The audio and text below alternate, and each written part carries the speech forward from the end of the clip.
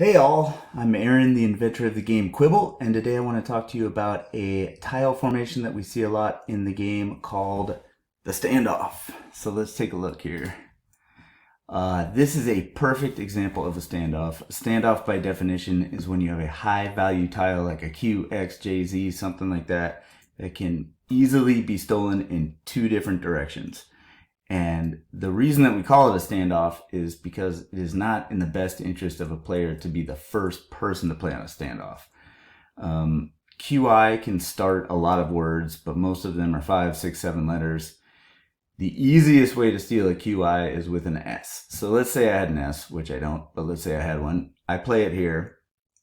If I would retain or steal possession of the Q, but if my opponent has an S, they could turn around the next move, play it this way, take the Q right back. But the second time that it gets stolen, it would be stolen for good because you can't play anything off QIS at the end. You can't play anything off the beginning. It would be theirs for good.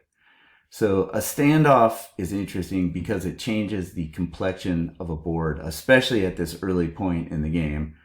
It changes it in two ways. One, where you can play tiles, which you'll see in a second, and two, how you play an S in the future.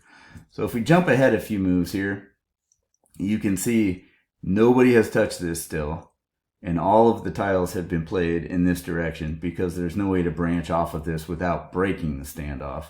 But unlike in that first slide, I now have this insurance S, which is great.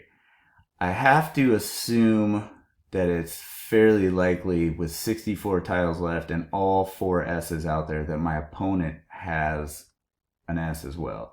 So I don't really want to play the S to break this or just start the standoff because I think my opponent would do it. But at least now I have the insurance policy. So if they were to play the S, I could turn around and play it right back and steal that Q.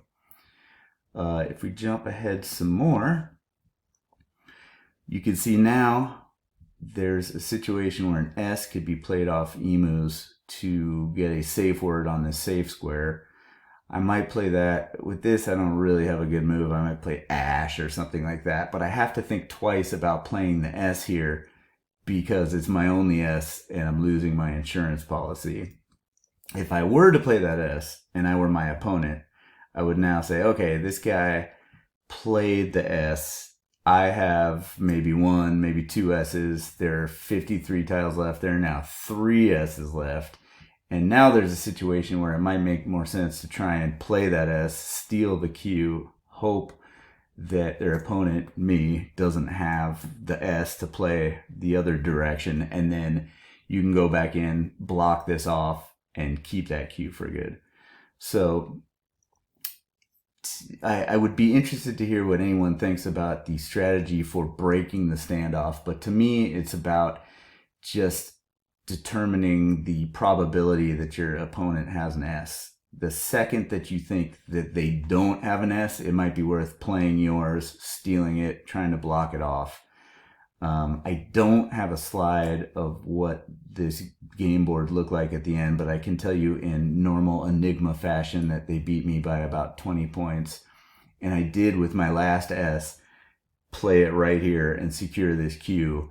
But Enigma, with their last S, played something that they deemed to be more valuable than getting that Q. And they were right because they won by 20. So while standoffs are important and these high value tiles are important, there also comes a point where sometimes it's just a better move to play something worth a lot of points and give your opponent the Q.